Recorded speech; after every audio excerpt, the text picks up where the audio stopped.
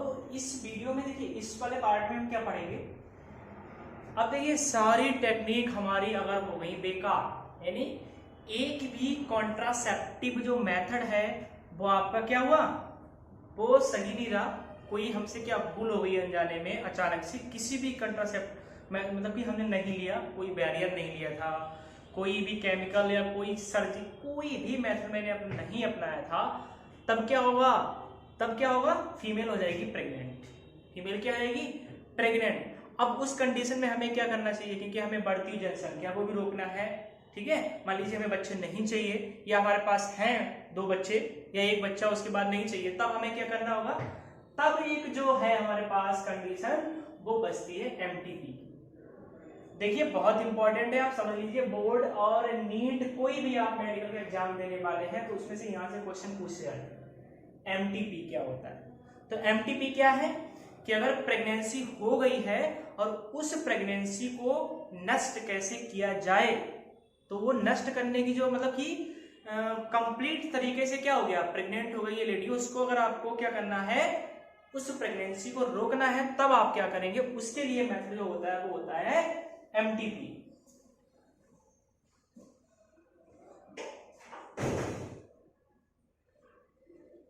तो एमटीपी में अब हम पढ़ेंगे क्या, देखिए इसका अगर देखें तो सहगर्भता का चिकित्सीय समापन आपकी एनसीईआरटी ने हेडिंग दिया है, ठीक है। मेडिकल टर्मिनेशन ऑफ प्रेगनेंसीज की फुल फॉर्म होती है, और इसी को ही हम बोलते हैं एबॉर्शन। क्या बोलते हैं, एबॉर्शन। इंपॉर्टेंट है, आप समझ लीजिए। यहाँ से नॉलेज के लिए आपको चाहिए, वैसे भी ठीक है, ठीक है। एबॉर्शन क्या होता है इसके बारे में पढ़ना है हमें। देखिए अब ये अगर देखा जाए नॉर्मली भारत सरकार का या दुनिया का पूरा देखा गया है, तो दुनिया में लगभग 45 से 50 मिलियन एमटीपी पर ईयर होती है। एक साल में लगभग इतनी एमटीपी होती है, इतने एबॉर्शन होते हैं एक साल में पूरी दुनिया में, जो कि टोटल प्रेगनेंसी का आपका कितना है, लगभग 20%। टोटल प्रेगनेंसी का कितना है, 20% है।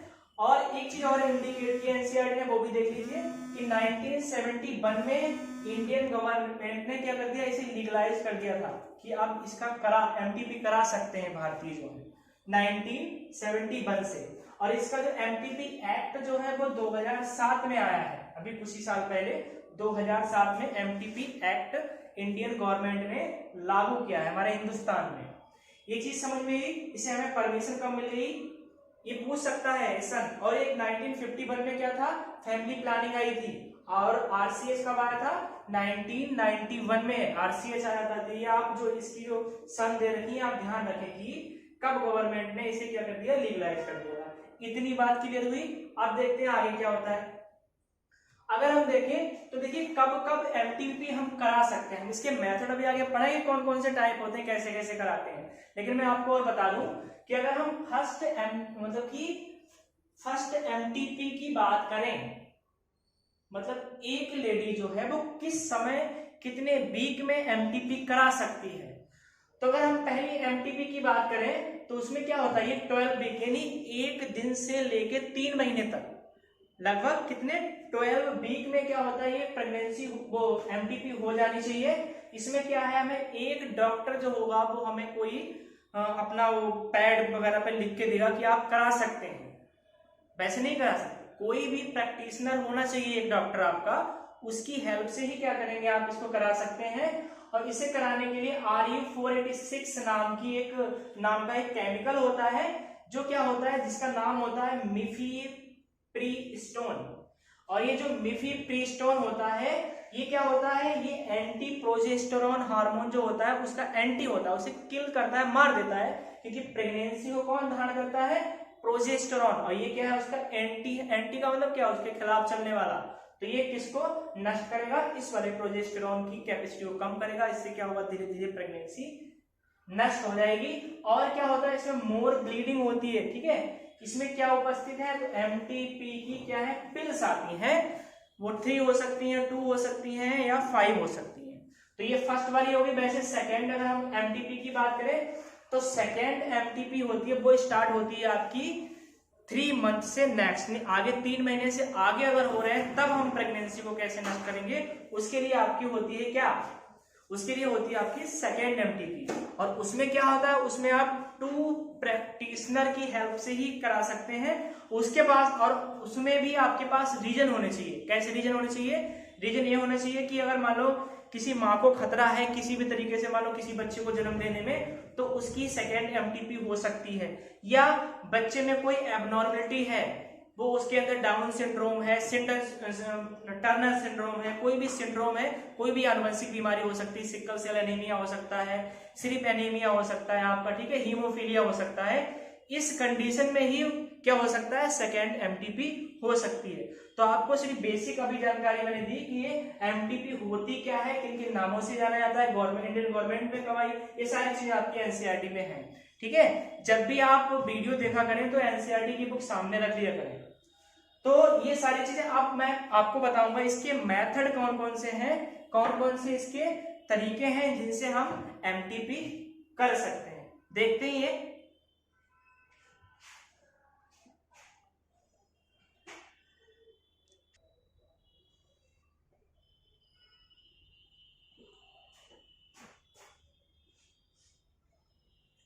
तो अब कंटिन्यू करते हैं। देखिए, इनफर्टिलिटी दिया है, बंध्यता, आपके एनसीईआरटी ने टॉपिक दिया है इनफर्टिलिटी या बंध्यता, या हमारा शॉर्ट में देखें तो एआरटी। अभी हम लोगों ने एमटीपी पढ़ा था, एआरटी की फुल फॉर्म आपसे पूछी जाती है, आप नोट कर लीजिए एआरटी को, असिस्टेड रिप्रोडक्टिव टेक्नोलॉजी,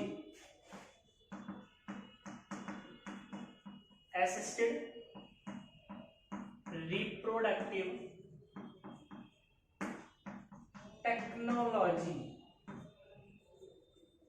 ठीक है, अब इसमें सबसे पहले आता है हमारा इनफर्टिलिटी। क्या आता है? इनफर्टिलिटी, जिसको बोलते हैं बंध्यता। अभी तक हम लोगों ने जो टॉपिक पढ़े थे वो सारे वो टॉपिक थे जिनमें प्रेगनेंसी हो रही है। अब इसमें हम पढ़ेंगे कि वो ऐसे दंपति या ऐसे माता पिता, ऐसे कपल जो बच्चे चाहते हैं लेकिन बस किसी कारण उनके बच्चे नहीं हो पाते हैं, चाहे वो मेल में कोई प्रॉब्लम हो या फीमेल में। तो ऐसी टेक्निक जो ऐसी, मतलब कि अगर कोई प्रेगनेंसी धारण नहीं कर पाता है, चाहे मेल हो या फीमेल हो, कि मेल के अंदर स्पर्म नहीं बन पा रहे हैं तो पूरी तरीके से वो डेवलप नहीं है, वहीं फीमेल के अंदर ओवम नहीं बन पा रहा है, और ओवम अगर बन भी रहे हैं तो वो कैसे हैं? वो इनफर्टाइल है, पूरी तरीके से मैच्योर नहीं हो पा रहे हैं। किसके लिए? जाइगोट बनाने के लिए। ऐसी कंडीशन में भी मेडिकल में बहुत सारी चीजें हैं, देख लेते हैं क्या होती हैं, इसको कैसे दूर किया जा सकता है बंध्यता को। तो वो सारे मेथड देखिए, समझिए क्या होता है।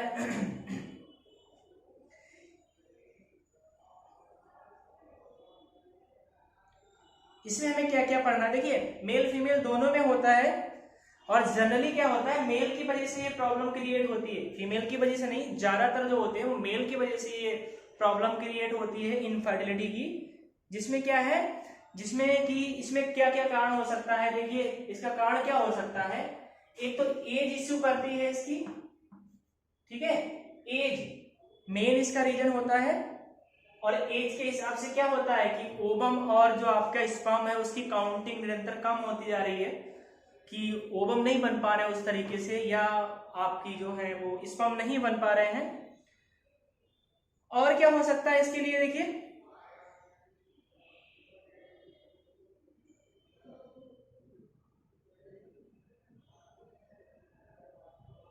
चलिए देखिए, देखते हैं इसमें अब कौन कौन सी टेक्नोलॉजी है। मैंने आपको बता दिया ये बंध्यता क्या होती है, कि कोई भी माता पिता, यानी कोई महिला पुरुष जो मां नहीं बन सकती या पुरुष पिता नहीं बन सकता, तो उस वाली कंडीशन को हम बंध्यता बोलते हैं। और इसके सुधार के लिए भी कई सारी टेक्निक हैं, जिनमें से हमें क्या क्या पढ़ना है? हमें आईवीएफ देखना है। पहले मैं आपको यहाँ बता दे रहा हूं हमें क्या क्या देखना है इसमें, आप इसको नोट कर लें। आईवीएफ देखना है, फुल फॉर्म लिखते रहिए, in vitro fertilisation, in vitro fertilisation, ठीक है। उसके बाद में है आपका एआई, आर्टिफिशियल इंसेमिनेशन। आपको बताएंगे क्या होता है इंसेमिनेशन, ये हमें पढ़ना है इसमें। उसके बाद में है आपका ईटी, क्या है? ईटी, एम्ब्रियो ट्रांसफर, ईटी पढ़ना है हमें इसमें, ट्रांसफर। उसके बाद में देखना है इसमें हमें ICSI, यानी इंट्रासाइटोप्लाज्मिक, ठीक है, intracytoplasmic sperm injection, intracytoplasmic sperm injection, ये पढ़ना है हमें इसमें। और क्या देखना है इसमें, हमें इसमें जिफ्ट देखना है, gift, ZIFT, zygote intrafallopian transfer, लिख लीजिए इसको, जाइगोट इंट्राफैलोपियन ट्रांसफर। उसके बाद में अगला जो है हमारा वो IUI, क्या है, मैं इधर लिख रहा हूं, IUI, इसका है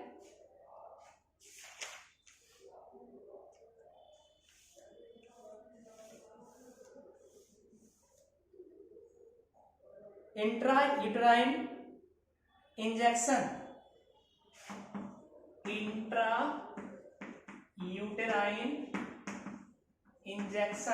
ठीक है। और इसमें एक और पढ़ना है हमें, इसमें हमें देखना है आपका, एक और देखना है IUT,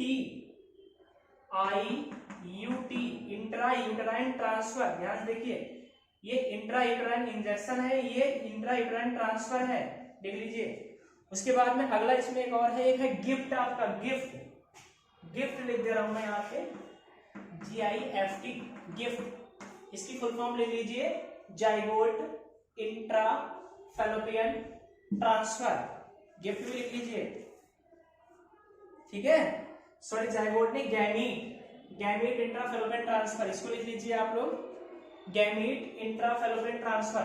तो ये फुल फॉर्म आपसे पूछी जाएंगी, और ये सारी चीजें मैं आपको डिटेल में बताऊंगा कि IVF क्या होता है, कैसे IVF किया जाता है, आर्टिफिशियल इंसेमिनेशन क्या है, एम्ब्रियो ट्रांसफर कैसे होता है, इंट्रासाइटोप्लाज्मिक स्पर्म इंजेक्शन क्या होता है, जाइगोट इंट्राफैलोपियन ट्रांसफर क्या होता है, या फिर गैमीट इंट्राफैलोपियन ट्रांसफर क्या होता है। उसके अलावा IUA, इंट्रायूटेराइन इंजेक्शन और इंट्रायूटेराइन ट्रांसफर, ये सारी चीजें मैं आपको अभी डिटेल से बताऊंगा। ये सारी चीजें आपको पढ़नी है, ये सारी विधियां क्या है कि आपको इनफर्टिलिटी को दूर करने की। देखिए, पहले हमने क्या पढ़ा कि प्रेगनेंसी कैसे होगी, फिर हो गई तो कैसे उसे दूर करेंगे, अब नहीं हो रही तो कैसे हम क्या करें बॉडी में चेंजेस, या किस किस चीज की सहायता लें, चाहे वो सर्जिकल हो, केमिकल हो, या फिर आपका फिजिकल, कोई भी टाइप हो सकता है। इन सारी चीजों को हम इसमें देखें। अब सबसे पहले IVF बता रहे हैं आपको, IVF क्या होता है।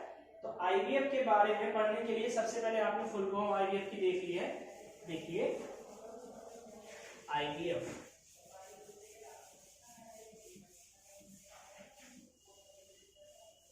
इन विट्रो फर्टिलाइजेशन,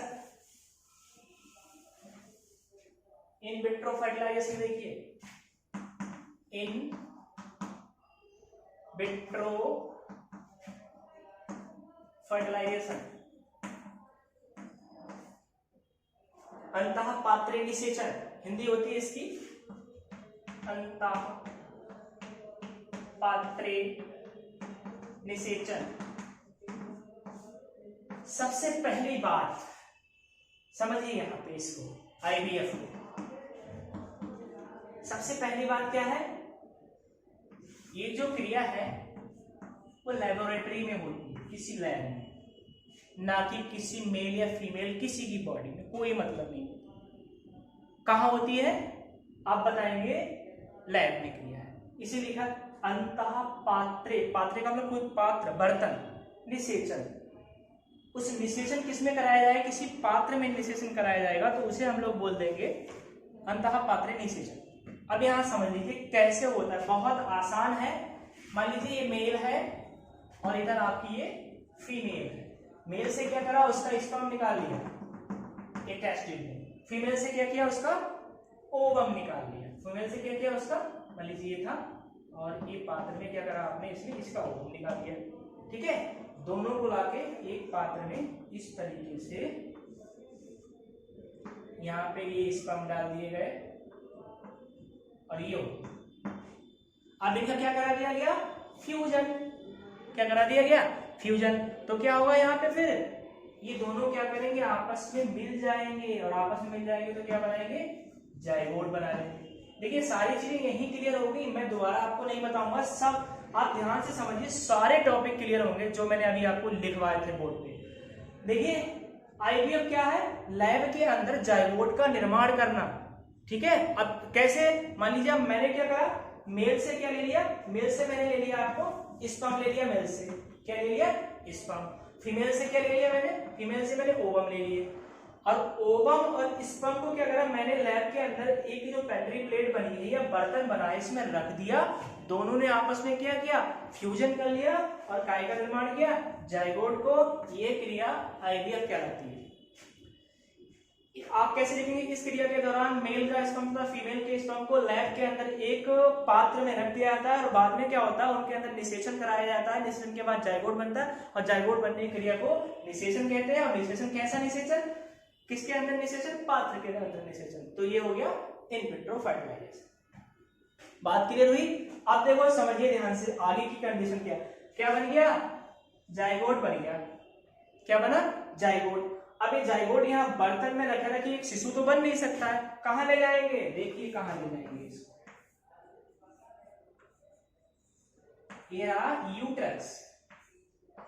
क्या बना दिया मैंने, ये यूट्रस बना दिया। इस जाइगोट को यूट्रस के अंदर ट्रांसप्लांट कर दिया जाता है, रख दिया जाता है। ये यूट्रस की 3 बाल होती है, यूट्रस के अंदर 3 दीवारें होती हैं, पेरीमेट्रियम, मायोमेट्रियम और इंडोमेट्रियम।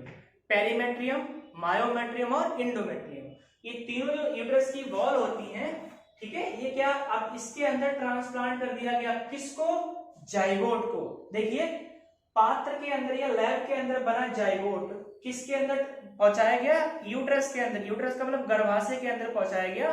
और इसी क्रिया को आप लोग क्या बोलते हैं, इसी क्रिया को बेटा आप लोग बोल देते हैं जिफ्ट। क्या बोल देते हैं, GIFT, zygote intrafallopian transfer, zygote intrafallopian transfer.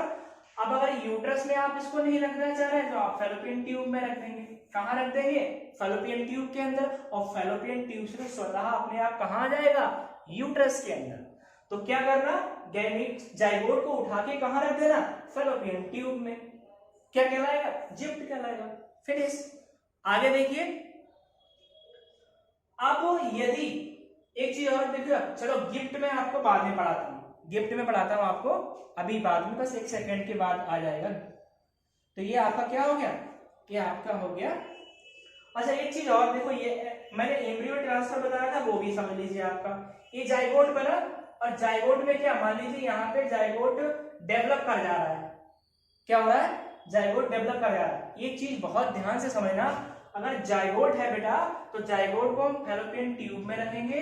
अगर जाइगोट थोड़ा डेवलप हो गया है, 2, 3, 4 दिन का हो गया, या 8 सेल स्ट्रक्चर हो गया है, समझिए 8 कोशिकाएं वो जाइगोट में बना ली हैं, तो 8 सेल जो स्ट्रक्चर होता है वो एम्ब्रियो में कन्वर्ट हो जाएगा, भ्रूण में कन्वर्ट हो जाएगा। अगर हम एम्ब्रियो का ट्रांसफर यहां से यूट्रस में करेंगे, एम्ब्रियो जो है उसका ट्रांसफर यूट्रस में करेंगे, और जाइगोट का ट्रांसफर कहां करेंगे, जाइगोट का ट्रांसफर हम फैलोपियन ट्यूब के अंदर करेंगे।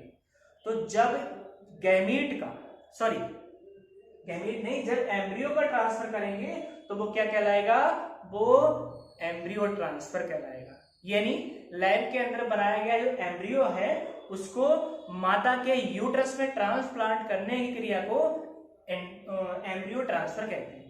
तो एम्ब्रियो ट्रांसफर भी हो गया आपका, ईटी भी हो गया, ठीक है। अब अगला देखते हैं। अगला अगर हम लोग देखें तो हमारा आता है AIIC, ये वाले आएंगे आपकी। ए में देखो क्या होता है, AI, ICSI और आपका IUI, ये तीनों समझ लीजिए ये क्या होते हैं। देखिए इस कंडीशन में क्या होगा, इसमें क्या होता है बेटा, ये सारी कंडीशन ऐसी होती हैं जिनमें क्या होता है, स्पर्म की काउंटिंग कम हो जाती है मेल के अंदर।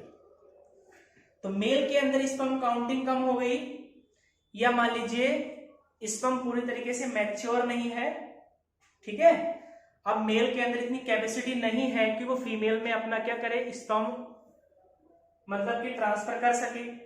तो इसमें क्या होता है, आर्टिफिशियल इंसेमिनेशन में क्या होता है, मेल को कुछ नहीं करना होता है, मेल को कुछ करना नहीं होता है, बस क्या करना है कि मेल से स्पर्म को किसी सिरिंज वगैरह या मेडिकल साइंस की सहायता से मैंने क्या करा, उसे निकाल लिया एक टेस्ट ट्यूब में, और टेस्ट ट्यूब में निकाल के डायरेक्ट किसी फीमेल की वेजाइना में ट्रांसफर कर दिया। यानी मैंने इसमें क्या लिया, स्पर्म लिया और स्पर्म को हमने क्या करा, वेजाइना में, वेजाइना में ना कर सको तो हम फैलोपियन ट्यूब के अंदर भी ट्रांसफर कर सकते हैं। तो स्पर्म, मेल के स्पर्म को बिना मेल की सहायता से क्या हमने उसे टेस्ट ट्यूब में निकाल के फीमेल में ट्रांसफर कर दिया। इसी को हम लोग क्या बोलते हैं, आर्टिफिशियल इंसेमिनेशन बोलते हैं। इतनी बात क्लियर हुई। अब चाहे आप सिरिंज के द्वारा, ये जो है वो आजकल जो आपके कैटल्स होते हैं, मवेशी होते हैं, उनके अंदर ये प्रोसेस ज्यादा चल रही है, ठीक है। अच्छा, अब हम लोग देखें ICSI क्या होता है। तो ICSI में क्या होता है, जैसे मान लीजिए कोई व्यक्ति है जो बूढ़ा व्यक्ति है, कोई बूढ़ा ज्यादा हो गया है, तो उसमें क्या हुआ, फर्टिलिटी कम हो गई, स्पर्म काउंटिंग भी कम हो गई, और उसमें क्या है, फर्टिलिटी भी कम हो गई। तो इस कंडीशन में क्या करेंगे हम, उस व्यक्ति में क्या करेंगे, स्पर्म को उससे निकाल के, उसमें स्पर्म को उसके निकाल के क्या करेंगे हम, उसमें जो फीमेल का क्या होता है, एग होता है, उसे उसमें बाइंड करा देंगे, उसकी फीमेल में क्या करेंगे, बाइंड करा देंगे। और उसे बाइंड कराने के बाद क्या होगा, वो हमारा क्या बना लेगा, मतलब जो साइटोप्लाज्म होता है, जैसे समझ लीजिए एक बार, जैसे मान लीजिए मैंने यहाँ पे कोई ओवम रख दिया, ये ओवम है, और यहीं पे मैंने कोई स्पर्म ले लिया, इस साइटोप्लाज्म में क्या करेंगे हम, स्पर्म को ट्रांसफर कर देंगे। और जैसे ही स्पर्म को ट्रांसफर करेंगे, आपस में वो क्या करेंगे, उसके जो साइटोप्लाज्म होगा, उसके अंदर वेजाइनल फ्लूइड जो होगा उसमें छोड़ देंगे, और वहीं से क्या करेगा, वो जाइगोट बना लेगा। तो ये जो प्रोसेस है वो हमारी कहलाती है इंट्रा साइटोप्लाज्मिक स्पर्म इंजेक्शन, ठीक है। और ये जो है सारी प्रोसेस, जो स्पर्म यहाँ छोड़ा जाएगा वो किसी इंजेक्शन की हेल्प से ही छोड़ा जाएगा। तो ये जो थी हमारी प्रोसेस, वो क्या थी आपकी, ICSI। अगर हम लोग बात करें IUI की, तो IUI में क्या हुआ, IUI में डायरेक्ट वेजाइना में हम स्पर्म को क्या करेंगे, ट्रांसफर कर देंगे। अब देखिए गिफ्ट क्या होता है, गिफ्ट समझ लीजिए,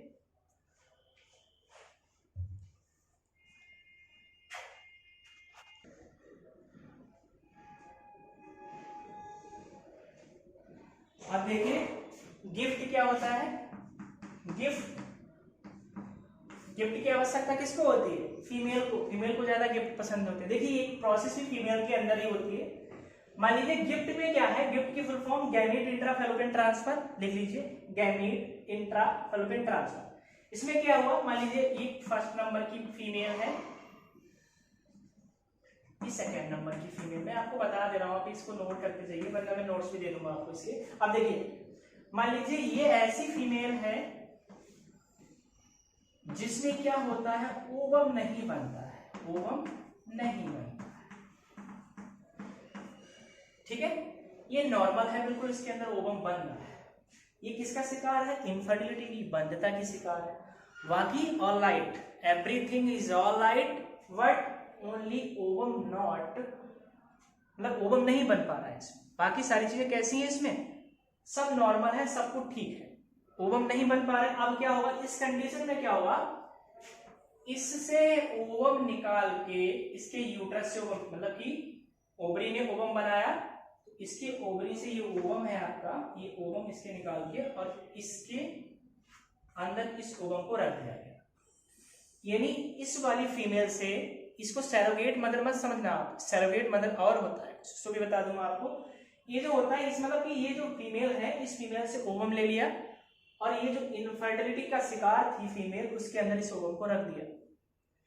उसे रखने के बाद क्या हुआ, रखने के बाद क्या हुआ, यहां अब सेक्सुअल इंटरकोर्स की प्रोसेस हुई, तो ये ओवम क्या करेगा, फर्टाइल करेगा, या सिरिंज का कोई भी टेक्निक अपना सकते हैं इसको हम लोग वो करने के लिए, फर्टिलाइज करने के लिए। नहीं तो आजकल जो दौर चल रहा है, इस ओवम को यानी यहां से डायरेक्ट क्या करा गया, ये जो आपका ओवम है इसको यहाँ ट्रांसप्लांट कर दिया गया। क्या कर दिया गया, ट्रांसप्लांट कर दिया गया। तभी तो इसको बोल रहे हैं गैमीट, क्योंकि ओवम क्या है, फीमेल गैमीट की तरह वर्क करता है और एक फीमेल गैमेट को इस ओवम को इस दूसरी वाली जो आपकी इनफर्टिलिटी का शिकार थी जो महिला, उसके अंदर इसको उसकी ओवरी में इसको क्या करा गया, इम्प्लांट कर दिया गया, भेज दिया गया, रख दिया गया। जैसे उसने सेक्सुअल इंटरकोर्स की प्रोसेस मतलब की उसके बाद क्या, मेल का स्पर्म जाके उससे बाइंड हो जाएगा और क्या करेगा, बाद में